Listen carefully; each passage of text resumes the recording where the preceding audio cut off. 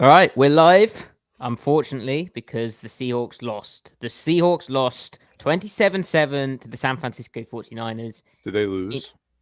They did. Did you not hear?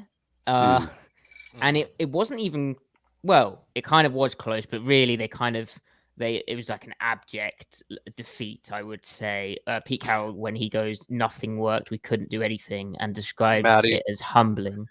would you say that they buggered it? No, that's too soft. Okay. No, I can't really say what I'd say. It's a bit rude. Gotcha. Yeah, but when Pete Carroll describes it as humbling, and Condé Diggs used the same language as well, then it's kind of like, okay, yeah, they lost. Yeah. So that L. 3 turnovers, 10 penalties to the 49ers, 1 penalty. That ain't gonna get it done. I think the place to start for me. Well, we were talking before we came on air that it was at times a bit closer than perhaps the final scoreline suggests, and I guess that little the sequence of being 13-0 up, down, but driving, and then on 2nd and 6 you call your running back throw, and you throw a pick, and then I think was it on the next series, you force them to punt, and then Tyler Lockett fumbles after being bashed into, which gives them the ball on the 22-yard line. I mean, then you're 20-0 down, and that's just a backbreaker.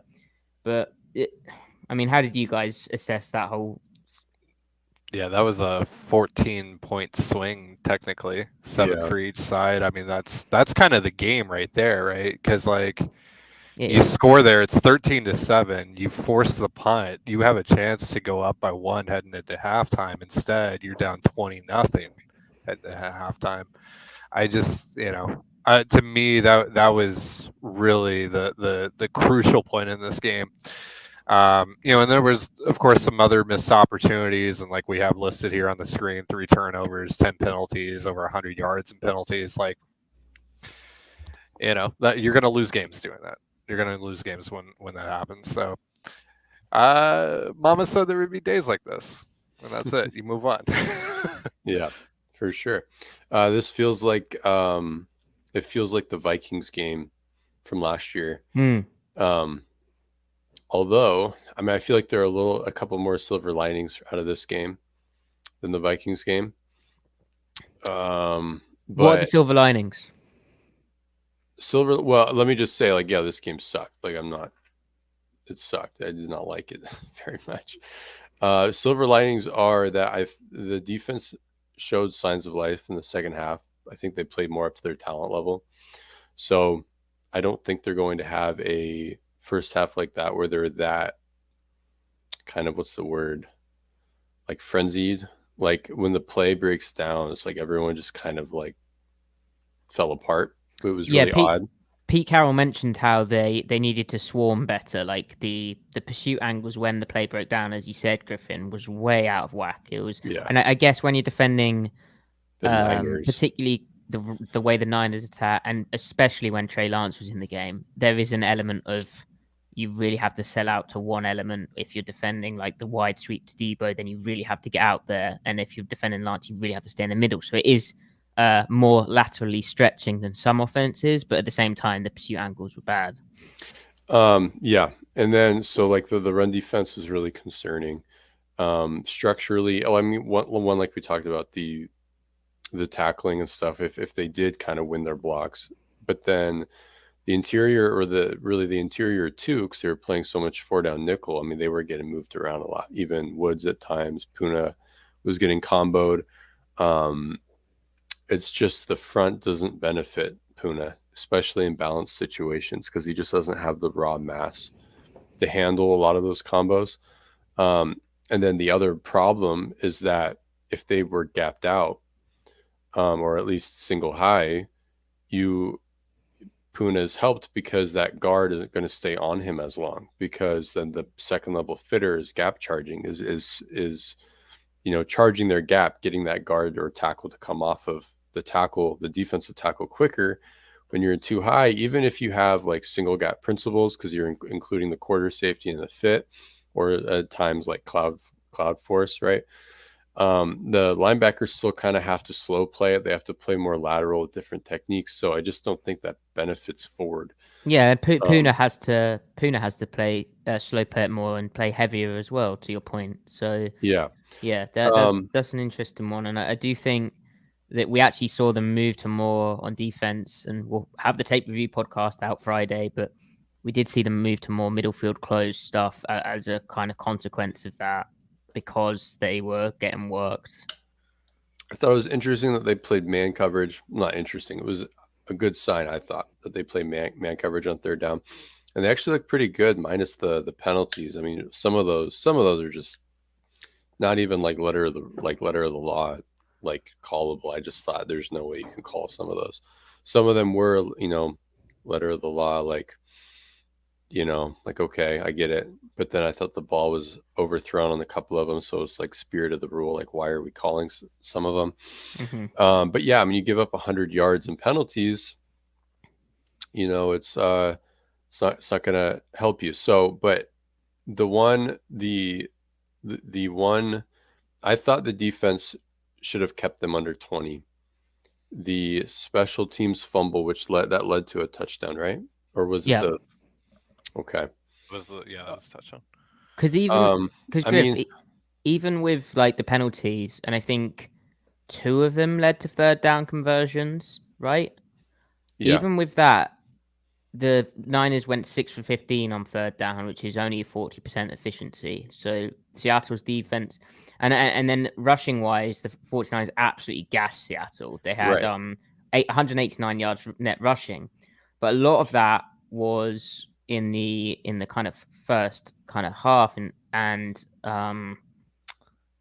Tyler, you're shaking your tie. Sorry.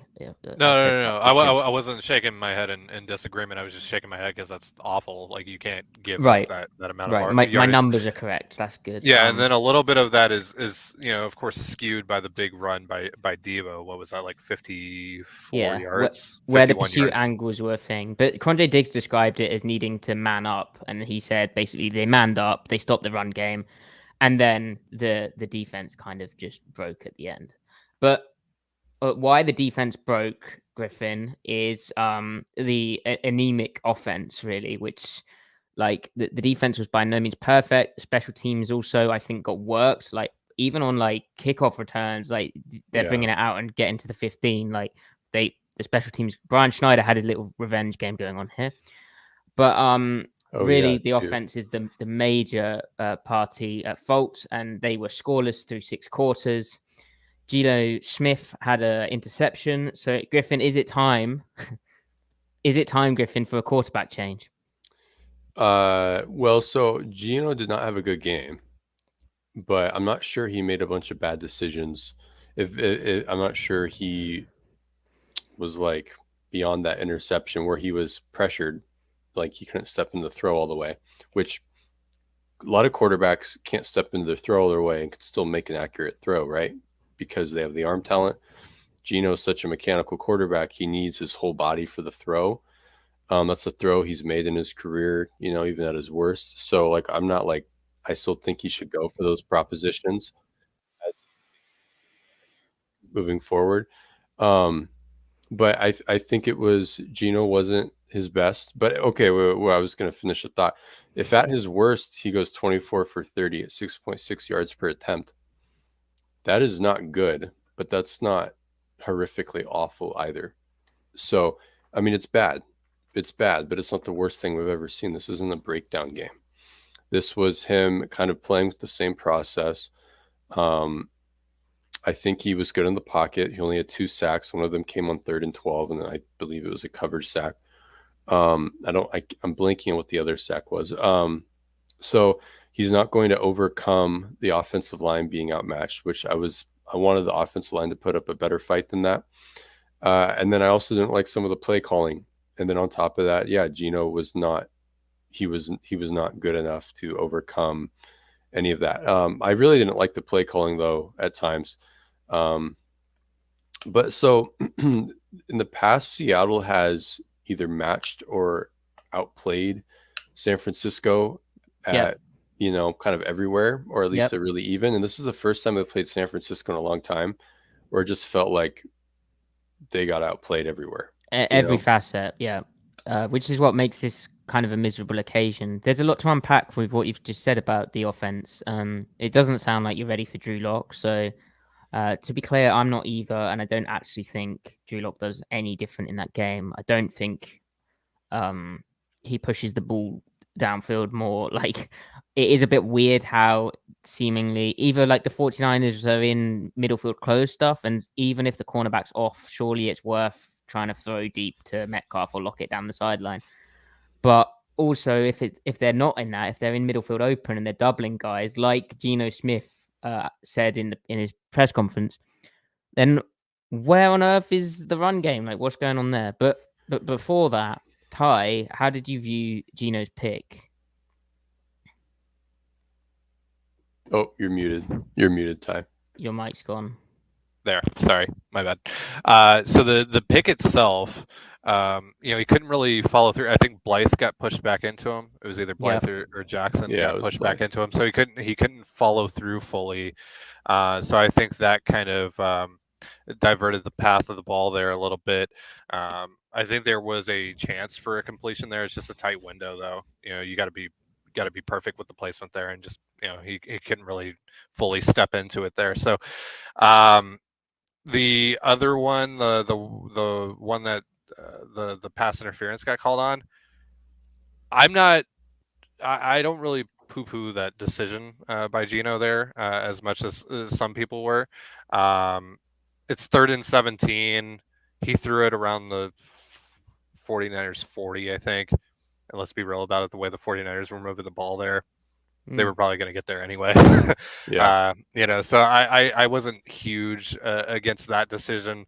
I just, like you guys said, just looking at Geno overall, I didn't think he was awful. And I think that, like, anyone that's calling for a quarterback change, or if the Seahawks were to entertain that idea, I think that's just a little too knee-jerky for me. Because again, you put the ball in Geno's hands down there by the goal line.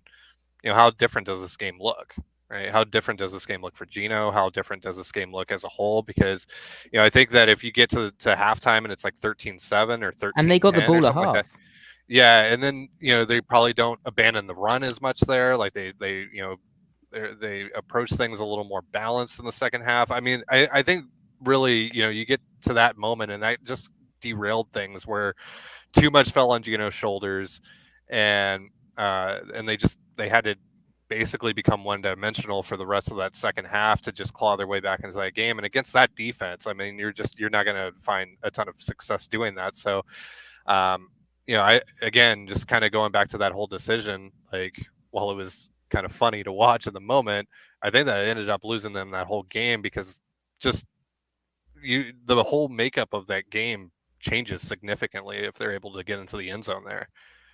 Yeah. Lockett spoke about how they were kind of playing from behind, and it's how the challenges of that as a team, where it does restrict you, play calling wise. The fact that they ran the ball only 11 times on the night is, I don't know. This document says 14, but that some of them might. Yeah, I think it's 14.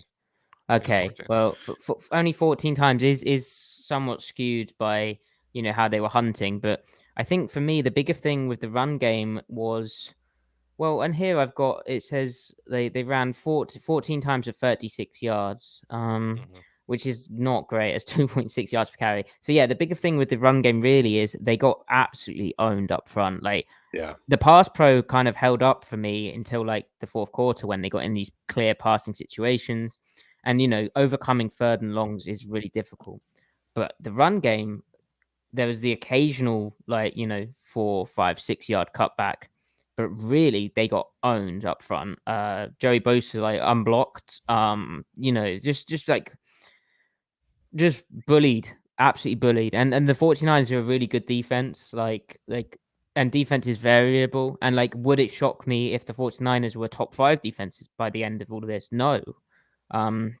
That Hufuanga in the middle of the he's a good field ball at player, safety. Man. He looks really good. Their D line's dominant. They're really good at coaching their D-line up to be aggressive and play upfield. But for the O-line to get worked that much, despite what I just said about the 49ers being good and holding the Bears to like 200 yards or whatever it was last week in week 1, it's still troubling to me. Like the fact that the run game execution just wasn't there. It's like what Pete Carroll said, we have to run the ball with some consistency. And he said, nothing worked. We couldn't do anything. And he said, we need a whole complement of ball to help Geno. And that's like, even if you're a Geno optimist, right? Like there's like 4 or 5 quarterbacks, probably 3 quarterbacks who don't need to be able to like lean on a run game. And even then, like you kind of need a run game to an extent, right? Now you can question what extent you need it, but for Seattle to just have nothing here, and when it's Geno Smith, who I think we all acknowledge that he does need a run game. Like he can't do it all on his own, and you can't be in pure drop back situations. You need to kind of layer off that. Now I felt, I don't know, how Griff, am I wrong on that, or did you view the run game similarly as negatively impacting the overall thing? Yeah, well, I mean, when you run the ball, you're not going to be popping off for 10 yards every time, but you need to still get more of the median gain to be pushing 4 or 5 yards. You don't want an average of 2.6. It's putting you behind the 8 ball. So I largely agree with the point, but my thing was, and I think this is where we have some of a disagreement about this game, is that I tweeted they should have passed more. He had 24 completions on 30 attempts. If we unpack those 24 completions and look at his best looking ones, and then look at how frequently they ran those concepts, and I'm really curious to see what the tape shows, but if we look at how frequently they ran those concepts where the good completions actually came, I think we'd find that they actually didn't run a lot of those calls. They kind of played small ball. They kind of played afraid early on. And when, like you said, they got into deeper drop back, more pure drop back scenarios, and the pass rush could tee off even more, I think that they had the best chance to put the ball in Geno's hands and let him work the pocket, because I thought he worked the pocket actually pretty well, given the pressure, and take the lumps there, even take the sacks, but then that's also your best chance at moving the ball. So I think it's a trade-off scenario. They weren't moving the ball playing small either. So I don't know if more play action would have helped them. I don't know if more living in under center more would have helped them. Tyler Lockett, 9 for 11, 100 yards, 109 yards, I think. So, but my bigger question from that point on is, what are they doing with Noah Fant? Because I'm not sure that DK Metcalf fits into this, a lot of the possession intermediate oriented drop back game. I mean, he does, but he doesn't. He does is like that deep comeback, like lob it up to him, like we saw against Denver, like 15-yard kind of range, like lob it up to him as a possession dude. But it is kind of weird how that's all he can really do, right? So right. And there's other things where you just kind of have a non-valuable route in the progression, like just you still have like an under route or like a whip route or something like that, right? Like even if it's a placeholder, a placeholder type route in the concept, but then outside of Tyler Lockett, you need another threat in the progression to be able to work those windows, because Geno will progress and throw to no names in structure. So what are they doing with Noah Fant? Is he popping open any of these looks? Are they getting him out there enough?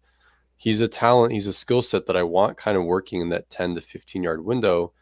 And a lot of these, he's hitting Lockett in them. And some of these Lockett's wide open because Lockett is getting open, but if it's zone coverage, it's just the concept is working the way it's supposed to. And Geno's getting there. Like, again, he went 9 for 11 throwing to him for 100 yards. So he had 12 yards per catch. So I just feel like we're going to watch the tape and we're really not going to like the game plan. It's like what you said when they acquired Fant, right? Which is where they're going to run like option looks with Fant, into the intermediate, like I forget what it's called now. I'm tired, but those kind of off a quick play fake option looks from the tight end position, which we haven't seen yet. And again, on to that point, Griff, I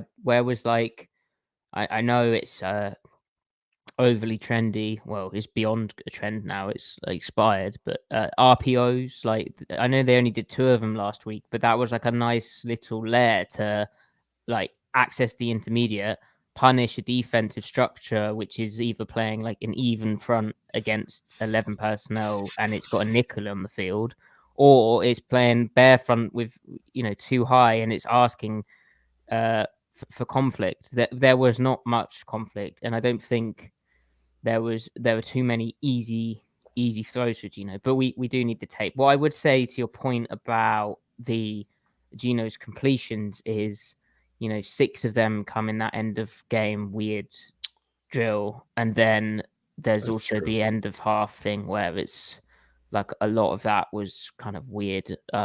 1 minute 26 off the clock, 8 passes, I think, no runs. So it just, but that speaks to how just disjointed the whole game was. And when you turn the ball over 3 times in the way they did, when you can't stop the run in the first half, so the time of possession is already going to be ticking a lot, it is going to be skewed.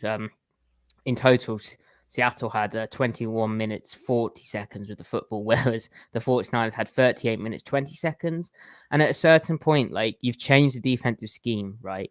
I mean, you have, but you haven't. But, for the sake of this point, you've changed the defensive scheme.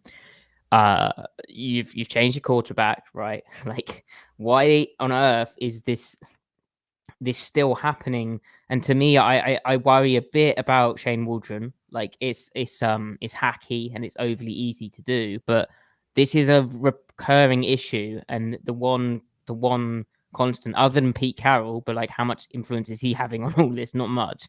The one constant is the offense being like kind of disjointed at times and boom or bust, and like, how do they sustain drives? And I don't know. That's something that I am not fully on board with that idea, but it's something that's kind of in the back of my mind as being troubling. Is that fair, Ty? Yeah, no, it's absolutely fair. This was a rough day for Shane Waldron, to be sure, and it goes beyond the DJ Dallas pass, right? Like, it's just, your unit doesn't score a single point in 6 quarters. The finger has to be pointed at you at least a little bit some here. So at the end of the day, I mean, there was obviously some execution issues. We go back to the offensive line. This seemed like a pretty bad day for Gabe Jackson. And Damian Lewis gets hurt as well, so that kind of derails things up there up front. So but again, you get out of your game plan with how how things just get stacked up against you, and it is what it is. And Geno, like, again, because like you said, Matty, because Geno needs the run. Like, Geno isn't really going to be the guy to bring you back from 20 points down. Like, you got to keep things close, unfortunately. Like, if you're going to have a chance, or it's just, the Seahawks found themselves in the most disadvantageous spot that they can find themselves in this year. And unless they're going to be able to get stops consistently and quickly, that's the key word here, is quickly, on defense, then they're going to have to make the most out of their offensive possessions, because like, they're going to have very few of them with the way that the time of possession is just going right now. So you have to make the most of it. And again, as far as time of possession goes, and as far as sustaining drives goes, again, the finger has to be pointed at Waldron at least a little bit here, because this is year 2 now. And we're going on game 19 under Waldron, regular season game, and or we're going on game 20 this upcoming week, and the issues are still there, and the personnel has changed quite a bit, and the issues are still there. So what is the one thing connecting all of this? Shane Waldron. Yeah, that's where I'm going with it. And the personnel has changed, and one thing I'd like to bring up actually is the offensive line shakeup. New center, new tackles, right? Mm-hmm. The offensive line gelled noticeably in the back half of 2021, and then the run game dominated. And I do wonder if we're going to have to go through a similar kind of growing pains thing for the run game to really gel and come together before it. And by the way, kind of a new left guard as well, because Phil Haynes has played 6.5 quarters so far. Damian Lewis left this game with a quad bruise. Mhm. So, yeah, you're right. And so I do think that has to be impacting things in terms of the run game. But yeah, we'll see what the tape's like. Griff, the nickel cornerback situation with Justin Coleman missing the game with calf issue. Kobe Bryant had a kind of up and down experience. Yeah, I thought he actually covered well, but the penalties hurt him. And then he was making some plays in the run game as the nickel when he was forced into the fit. So I don't know, I thought that was encouraging from him. But I do think, like on one of the play action plays, I don't know if Tariq Woolen needed to fall off or not. But point being is that the zone components of the offense that require, you know, the nickel and the corners to kind of, you know their rules and stuff. We really are seeing some of the growing pains of not having continuity there, you know, and younger players stepping in as well. So yeah, I don't know. What did you see from Kobe Bryant? Yeah, similar stuff. That legal contact penalty was he had his leverage broken a similar way to how Judy got him, and then he recovered, but committed the penalty. Although, you know, throughout the game, I think he just sort of grew into it a bit, and it's like trial by fire. You know, I think he'll come good eventually. Tariq Woolen, we should say, amazing game, blocked field goal. I think he allowed one catch, but I need to go back and actually see if that's on him and also see if it was more than one catch. But he looked really solid again. They weren't able to pick on him too much now. Jimmy G ain't that kind of quarterback, really. But yeah, so we should also say how Trey Lance got hurt, which is unfortunate. Hopefully he's okay. But he got hurt on a running play, got manwidged by Brian Monet and Cody Barton, and in came Jimmy G. Now, really, that should have been to the Seahawks' advantage because, you know, that changes their entire offense, what they'd been planning. Jimmy G's barely practiced with them, and it removed a lot of their run game, right? So, I mean, Ty, did you think Jimmy G played well, or? I'll tell you this. You know, obviously, first thought when Lance went down was, you know, I hope he's okay. Secondly, though, I was like, shoot, because I honestly felt like the Seahawks had a better chance against Lance today, as weird as that sounds, than Jimmy, even with all the reasons that you just mentioned. Jimmy was fine, but Seahawks could have won this game easily. You know, he moved the ball fine. He had some decent conversions. Had a lot of time to throw at times. I mean, you know, the other thing we should mention here is I think the Seahawks only recorded one quarterback hit outside of the one sack that they had. I think Mafe was credited with a sack at some point, and then like weren't able to get into the backfield consistently, especially in key situations there. And you know, in third downs and stuff. You know, I was surprised to hear the number that you said about 6 of 15 for third down. I felt like that was a lot higher for the 49ers. That's actually kind of a surprising number. But they did get 2 fourth downs as well, so that looks a little bit better for the 49ers. But that's still like what a 40. That's like still a sub 50%. Which is what rate, Seattle right? have said in the past. They're aiming to be slightly under that kind of 50% mark, which I think represents their raw cover ability and how, I mean, it's strangely enough, I think that what they're best at is defending pure dropback situations. By the way, real quick, just talking about Lance, what are they doing running him between the tackles like 5 times in the first quarter? Like, you're just kind of asking for that to happen, no?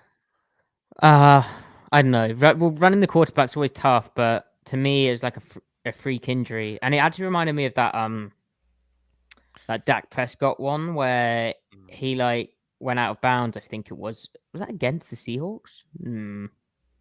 Possibly not, but he went out of bounds, and he then doesn't realize what's happened to his ankle, and then he looks down and it's like, oh my gosh. Oh, that was against the Giants, I think. There you go. So because Trey Lance like got back up and like was just like tried to walk and then looked down and was like, oh my gosh. Which, I mean, adrenaline's a hell of a thing, but also I think that speaks to the kind of freak nature of it. I don't know. It's easy to say in hindsight about running the quarterback. Also, to me, it speaks to how special like a Cam Newton was in that like he took an absolute pounding. And I think a lot of the stuff that the 49ers were trying to do with Lance is similar to, well, I mean, it's the obvious comparison when you run the quarterback from the gun with all these sweeps and bash and all these options. But yeah, Cam Newton, so durable, so special in that sense. Trey just doesn't seem like that guy to me, though. Like no. Like he's No, but then what is he? Like, I don't know. I didn't think Jimmy G coming in would actually go very well. He always seems to struggle against Seattle, and he always seems to have a turnover in him. I just think the hole that they were in was just, it was too big of a hole. They were in trouble, and their run defense was appalling. And Darryl Taylor actually, largely anonymous as a pass rusher. I thought last week that could have been partly due to how he was, rushing a Russell Wilson style of quarterback. But this game, I really thought he'd pop more, but he didn't seem to. He was in the backfield a few times on run plays and then missed the chance. And a lot of those ones where they got in the backfield on the run plays, they sort of overrun it and then they missed the tackle, which, that was annoying. But I don't know. Burn the tape. Agreed. Burn the tape. Let's not even review the tape on Thursday. Let's just when they corrected their run defense, though, I do want to see if they made any adjustments or if they just played better. Yeah, Diggs was just like, we manned up, so maybe it is not as in playing more cover one, but as in machismo. It does sound like that was all that happened. Although, I mean, anecdotal, but I feel they did probably play more middle field closed, and they did bring a bit more pressure, I imagine. That so that they did have a coverage bust on defense, and I need to sort of rewatch to see what happened. But in my opinion, it's probably the way that they play is they have certain routes in cover 3. Was it cover 3 for a start, or was it middle field open? On which one? The coverage Dwelly touchdown. I was thinking the same thing. I thought it was middle of the field open, actually. Yeah, but it's complicated because the spacing of that is similar to like pushed. Yeah, it can be. Cover 3. Hold on, let me. Well, I'm trying to watch it. Anyway, we'll get back to that on the tape, but it's either on a linebacker or it's on someone not peeling off when they should have done. But again, also that third and what was that third and it was like 3rd and 5, and Cody Barton lined up against Jeff Wilson, and he's like 8 yards, 9 yards, 10 yards off of him. That was unfortunate. That was really bad because the Jimmy G knew it was man coverage because he had a receiver out wide, running back out wide, and Barton lines up over him, split out wide, which that's a man indicator. And then as a linebacker in that situation, you're thinking slant, you're thinking fade. Because if he's split out wide as a running back, that's what he's going to run.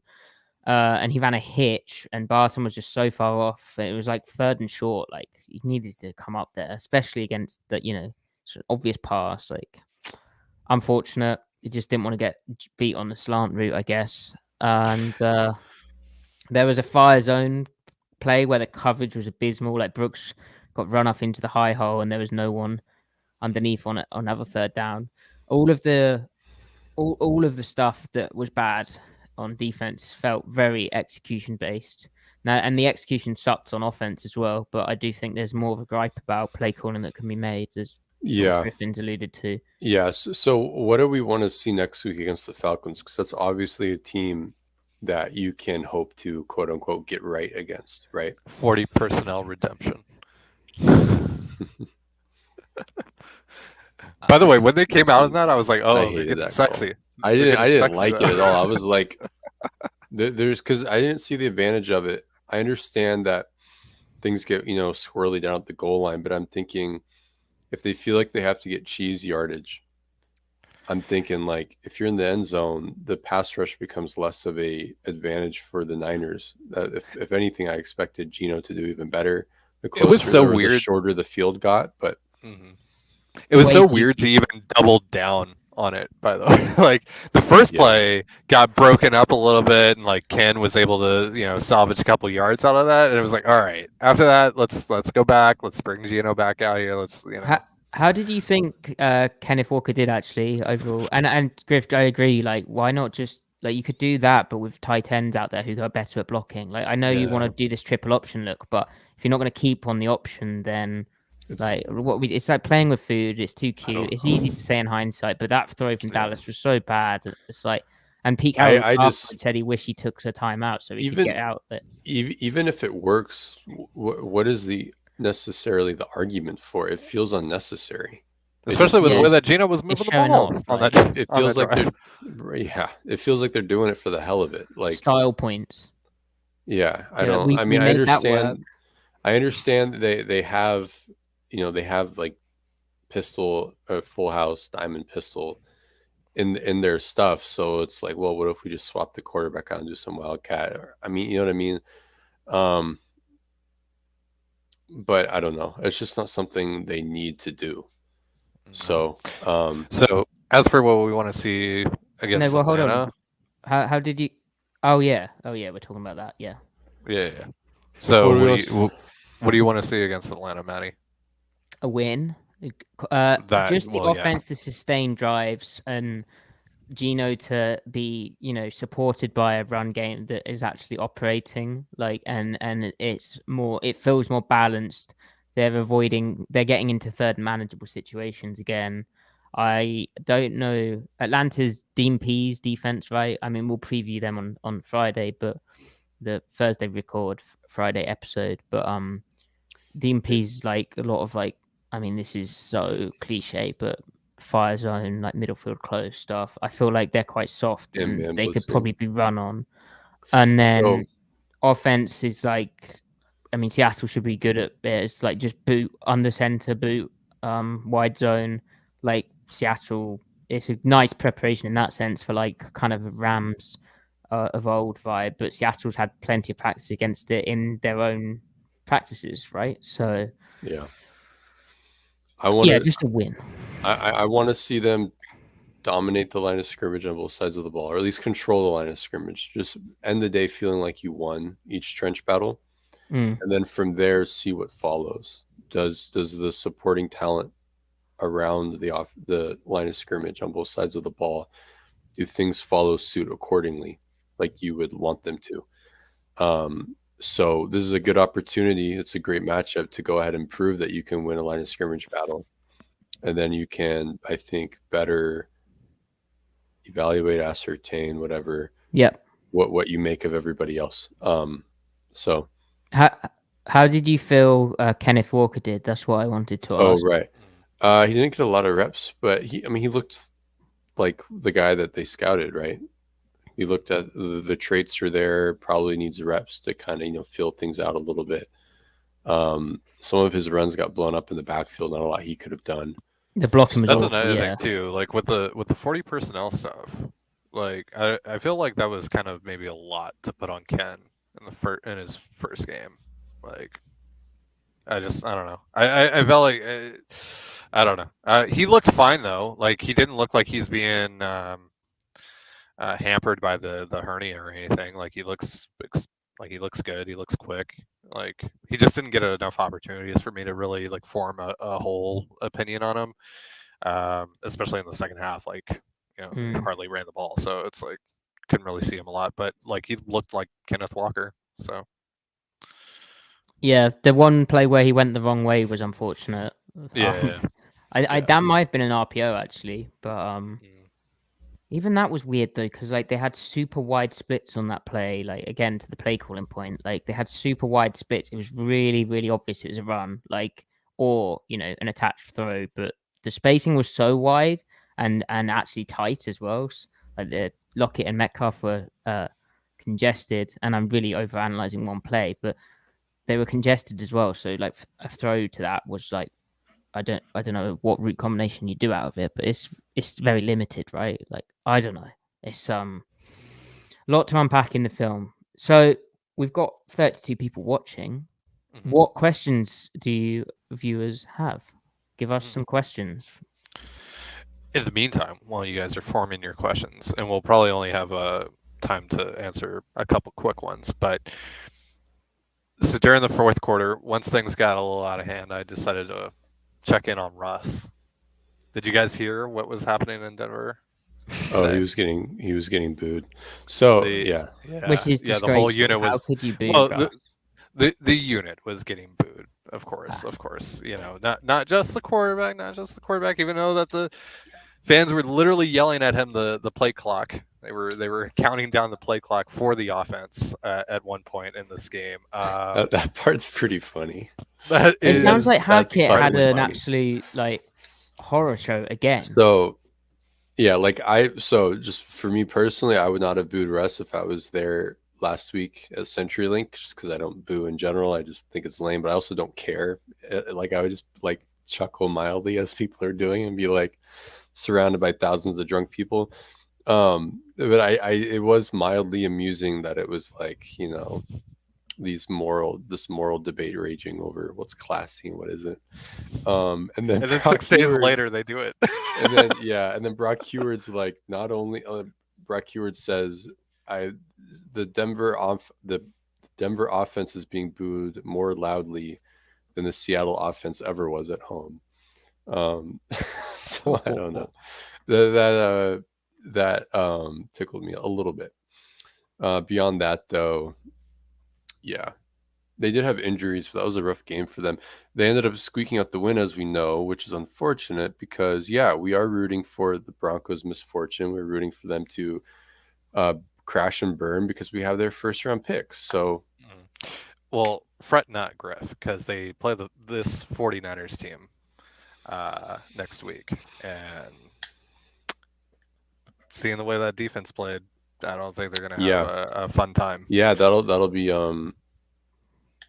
interesting. Well, especially if San Francisco have indeed moved to more like middle field open stuff. I know they've got a lot of quarters background, but you know. Oh, I guess we can use this time real quick to announce, by the way, Matty, that I think we're doing a live stream during the 49ers Broncos game, at least for a little bit.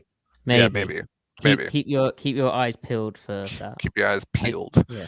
So we've got a question here from Wolfpack. Do y'all think the score would have been worse if Trey Lance didn't get injured? I don't know. No. With the way the run game was going, I don't know. I think the way they defended the run was bad enough with Jimmy G. Like it couldn't really get much worse with Lance, despite that being stylistically different. Yeah, I will say I don't think Lance underthrows some of those fade balls that lead to DPI. Now maybe he ends up completing them, but a lot of those drives in the passing game got sustained because of DPI. So Seattle did get off the field actually in the second half on some of those. Yeah. I hate that, man. Yeah. Like underthrows being rewarded, bad quarterbacks being rewarded. It was good defense. A lot of NFL officiating, basically. It was good defense. And Michael Jackson has that thing where he looks around for the ball, but he looks panicked, and body language does matter in those instances. Like the officials will throw if you look a bit panicked, it seems. Oh, this is a great question from Camden. How can Geno's passing game expand when the other aspects of the offense is taken away from him? Well, we mentioned run pass option, and we mentioned sort of tight end option routes, and Griffin mentioned how Fant can be used in the intermediate.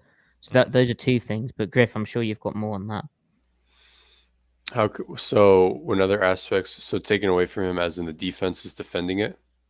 Yeah, I guess say the run game struggling, and then say maybe, just say the run game struggling. That run game is basically non-existent, I guess. So today, I mean, like a game like today, without the cliche answer of being able to see the tape. How can it expand is like him making that throw to Lockett and Lockett making a crazy catch, like a crazy, seam catch into the high hole. I think they might have been in cover 2 on that interception, right? So within the structure, I mean, what if the tape shows that nothing's open at the second level when he was checking the ball down? Like, what do you want him to do then? Do you want him to scramble and run around and make something happen? He's done it before. Obviously, he had the big play to Lockett. So, I mean, maybe it showed that he missed things. So then my answer would be, well, okay, play better. But Geno is a guy that kind of like the whole Geno theory is that he's going to execute structure that you're going to have to provide for him. So then that means there's 2 components of it. The offensive line has to be playing well, and the receivers have to be getting open, which is on the receivers and the play caller, right? So the main thing I would be looking for is, can the offensive line play cleaner so that Geno is more willing to hang in there and make things happen. I do think that he uses the pocket really well still. Even when pressure is coming down on him, he's almost unconscious in the pocket, which I think can lead you into issues, but it allows you to take advantage of the full scope of the structure. So I don't know, on some of those checkdowns, I'm really curious to see what was going on downfield. Should he have triggered on some throws? Was nothing there, etc. But like I said, like some of the production to Lockett, they had like 4 or 5 completions, I think, in regular drop back scenarios. Some second level, some first level. But I think I would rather just see more of that and take the lumps, take the sacks if they're there, because I think that's really the only way they're going to move the ball when the run game isn't working and they can't get play action to pop.